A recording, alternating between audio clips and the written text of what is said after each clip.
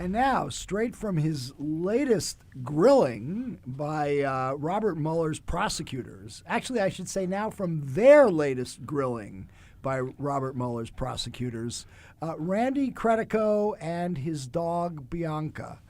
Welcome back to Skullduggery. It's a pleasure to be back. I'm not confirming or denying that I was grilled, or we were grilled recently, but we were over the last couple of months. Yeah.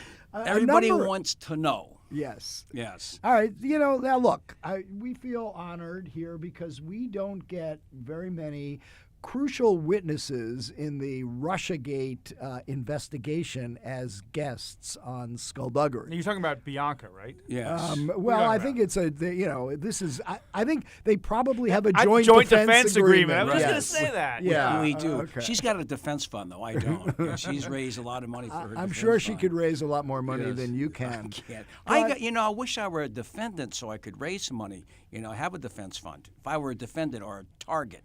Maybe I may end up being a target. You never know. Well, that's one of the issues we want to explore on Skullduggery here. So, look, this has been going on for some time now, for many months since, and we should explain.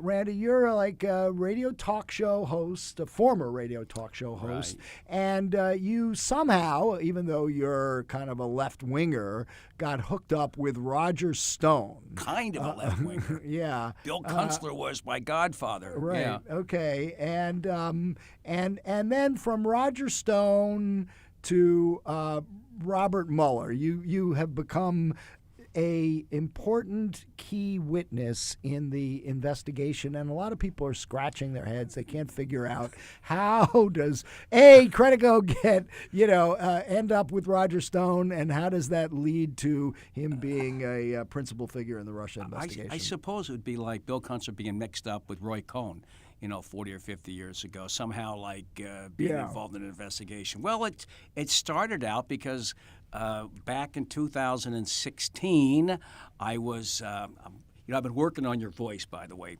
I've been watching your voice. You got to. All right, so I'm not hearing it, but anyway, go ahead. I'm not.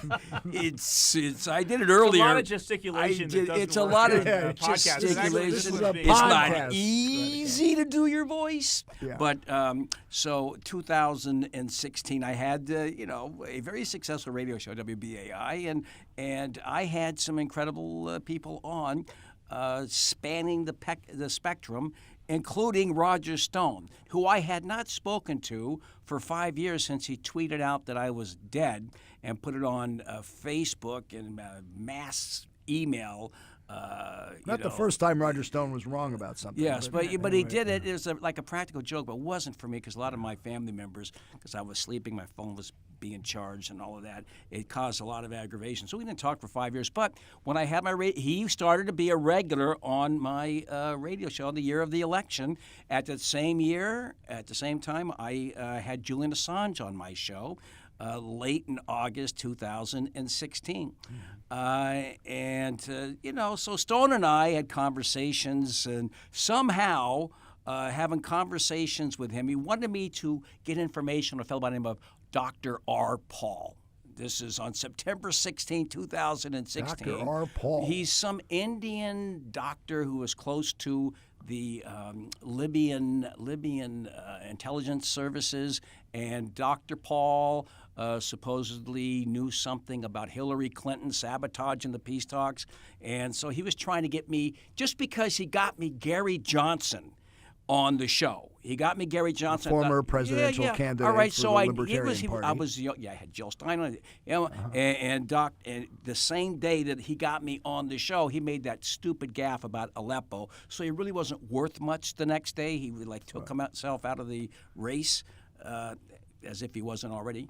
And so, one thing led to the next, and we somehow got circumstantially, because I went to see Assange, but I didn't get in. You flew to London. I flew to London on September 27th. I let him know that I was going. He tweets it out right away. My good friend's going to London. Well, because of that tweet, I never got in to see him.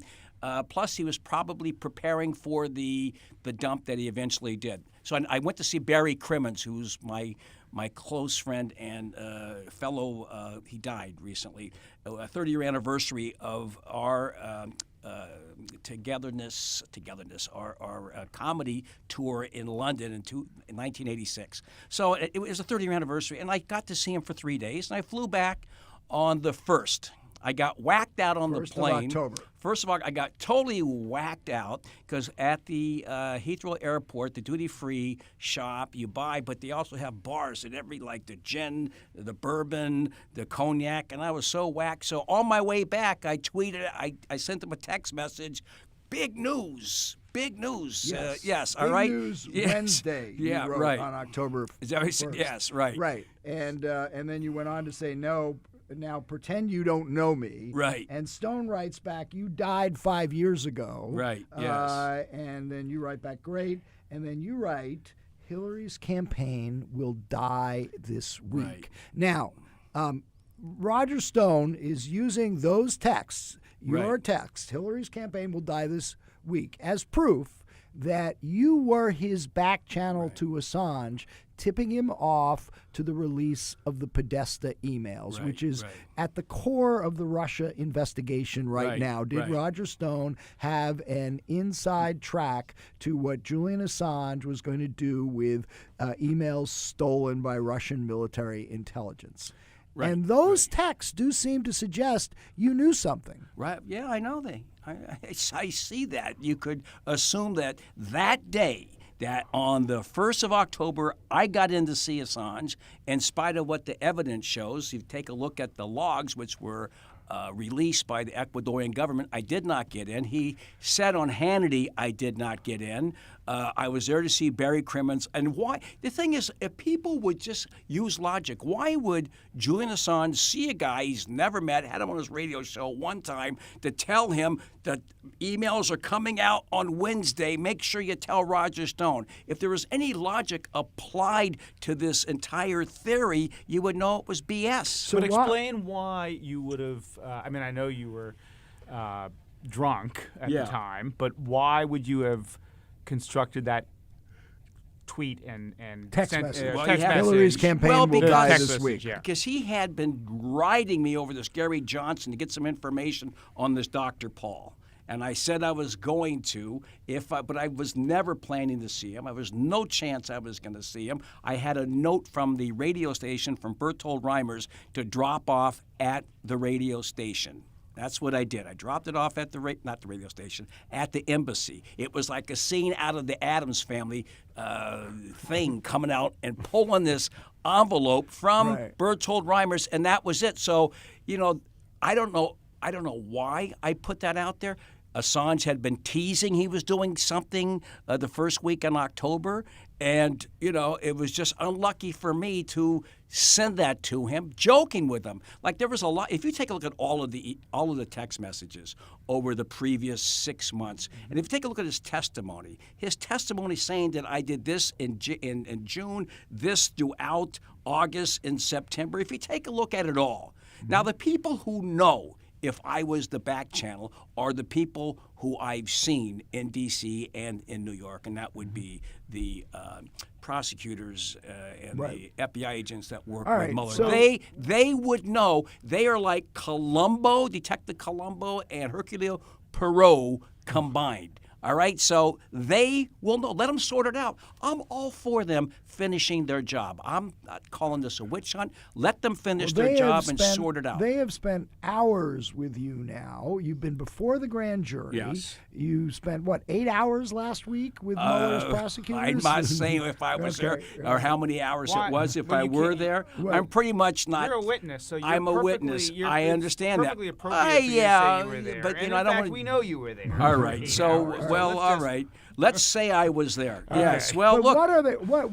what are they trying to prove at this point? I think, look, they're trying to figure out what Corsi did and those Jerome Corsi, and him putting out that text message, the Podestas. Now, Roger Stone, you tell him anything, that same day he's going to tweet it out. He has no willpower to refrain from sending out information that he has. That time that I said that I was going to London, he sent it out. On October 12th, the other information I gave him, which I got from several people that you know of, I said that Correa, the former president of Ecuador, was getting the heat from John Kerry during the peace talks in Caracas. Mm-hmm. That's it. And he tweets that out. So that led me to believe that this thing with Corsi, I was telling people, that was not the Corsi. Of Podesta. That was not the Podestas. That was Podesta. That was Podesta. And I've been telling people that. Lo and behold, someone did tell them that. Let me ask you this, Randy, because Are you everyone... You can't handle the truth. Okay, That's all the right. damn truth. Go ahead.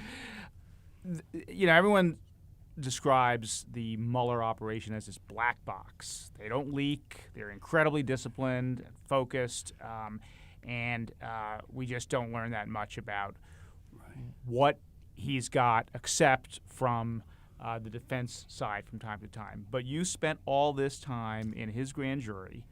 There must have been hundreds, if not thousands, of questions. Right. What did you learn about the state of the investigation from the questions that they asked? What's the most interesting thing that when you walked out of that grand jury room that you learned? Well, it's not just the grand jury room. It's several times I've sat down with them.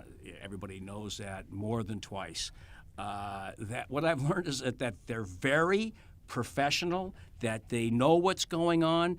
These are the types of people you want running an investigation, and I think at the end of the day, you're going to get the answers.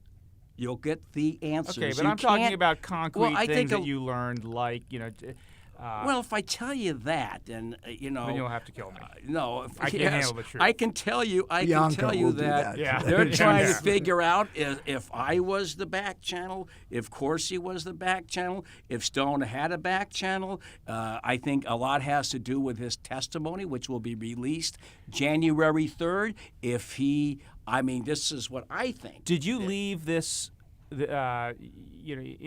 all of the conversations you've had with Mueller's prosecutors, with FBI agents in the course of this investigation and their questioning of you, have you left this process thinking they have evidence that Roger Stone was coordinating in some way with Julian Assange and knew that these email dumps were coming? I don't think that they have evidence that he's dealt directly with Julian Assange. I don't believe Or it. indirectly. Or I don't know if they have that. I don't think so. It would be an unwitting thing by Julian Assange. Look, nobody got in to see him the entire month of September, leading September 6th till October 6th. Not one person got in there. But Take you a look were at the talking logs. to one of his lawyers. Yes, but you had she's a peripheral. There's 500 lawyers. Right. She wrote op-ed pieces, one op-ed piece, and they're more concerned about what's going to happen to him if he gets indicted. That's like, working with other lawyers. You have the Center for Constitutional Rights. They're his Right. big lawyer. You have Alan Dershowitz was one of his lawyers at the time. Michael Ratner, Garzone. There's so many lawyers. You're talking about one that's like the lowest, and she really was representing somebody else more than Assange and dealt with. And they know it. This is Bill Kunstler's wife, my Kunstler's closest wife, friend. right, the late And Bill Roger Kunstler's Stone, wife, here's yeah. what he did, all right, which really infuriated me. He held that over my head. And there's a certain thing that happened with Stone a few months later, because I told him about Mrs. Kunstler, and then he got into a phone call with her in December. He needed to talk to her about something else. I don't want to get into it. So he had a record of that call, and he told me that if I didn't go along with this, he was going to use her. He was blackmailing me. And you're getting me into saying stuff I don't want to say. That he was going to put her name out.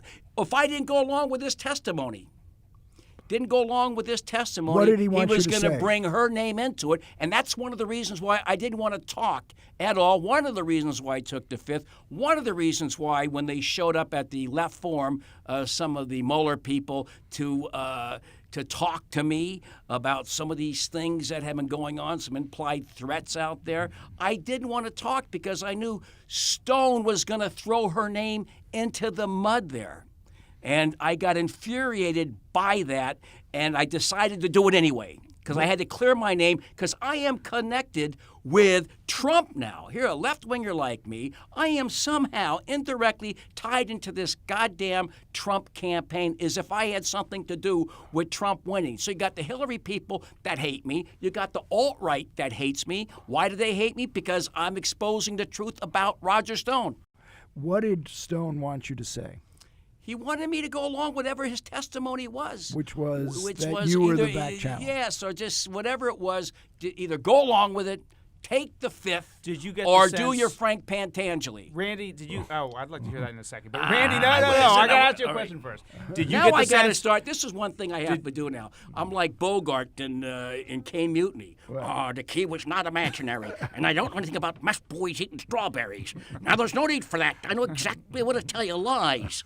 No different from another officer in the wardroom. They're all disloyal. I tried to run the ship properly by the book, but they fought me at every turn. Let me just get this Have you ever question had someone in. that does Did you that? do this with Mueller's All and right, the grand yes, jury? I- got a serious question here, and yeah. then we could do the impressions for a couple of minutes because we got to go soon. But did you get the sense from the Mueller team's questioning of you that they were also looking at witness tampering or obstruction of justice? That, in other words, if Roger Stone was trying to get you to go along with his account, that sounds like it could be witness tampering. Well, all I can tell you is you've seen some selective emails and text messages by Stone out there. They have, it's like, I told you Columbo saying, Mr. Stone, I've seen a couple of these text messages. One thing bothers me. Where are the other 13? Oh, you try to delete them, huh? I got to tell you something, that they have it, man. They have it, and if whatever he did, they got text messages, emails, they got all my emails, so basically, I don't know where they're going with it. And if I did know, I really would not say. But this is a very professional, thorough group of prosecutors. And I have said that let them finish the investigation.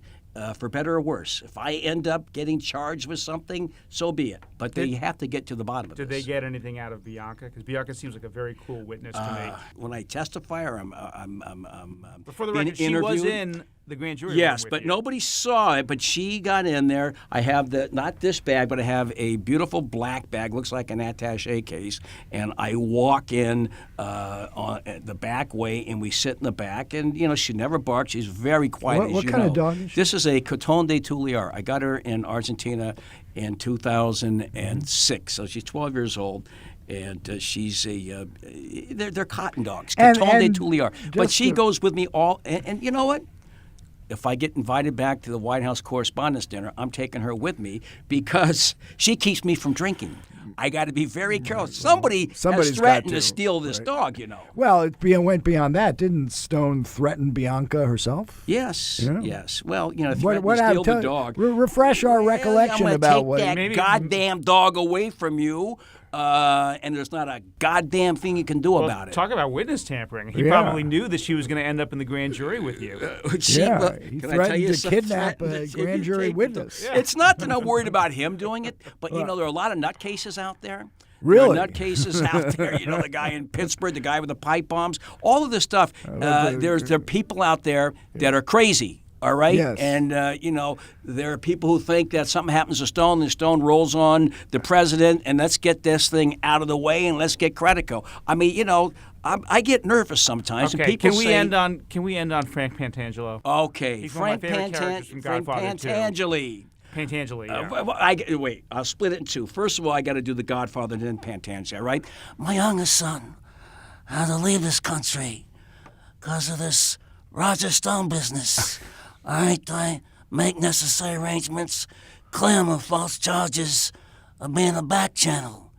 But I'm a superstitious man, and if something should happen to him on the 6 train on the way back to Brooklyn, I'm going to blame some of the people in this room. I don't know no Roger Stone. Oh, yes. I was in the olive oil business with his father, but that was a long time ago. The FBI guys say, give me something on Roger Stone. So I said, Roger Stone this, Roger Stone that, but they were all lying. All of it. What were they drinking? Champagne cocktails. Champagne cocktails. What are they drinking? You know, my father did business with Hyman Roth. He respected him. Your father did business with Hyman Roth. Your father respected Hyman Roth, but your father never trusted Hyman Roth or that Sicilian messenger boy, Johnny Olo. A man had too much to drink. That's what he would have said at the White House Correspondents' Dinner. Michael Corleone said Credico had too much to drink. All right, let me just end on this note that if Roger Stone does end up getting indicted by Robert Mueller, one of the witnesses for the prosecution will be our Skullduggery guest here. No, it's going to be Randy Marlena Credico. Dietrich, man, not me. All right? That's the witness for the Tyrone Power. All right. We are all looking forward to the results of the Mueller investigation. Douglas, for this. all right? Okay. All right, yes. Thank you for bringing that up. Thank you for bringing that up. That I'm going to be one of the witnesses. Right. Well, thanks for joining us on Randy Skullduggery. Credico. Yeah.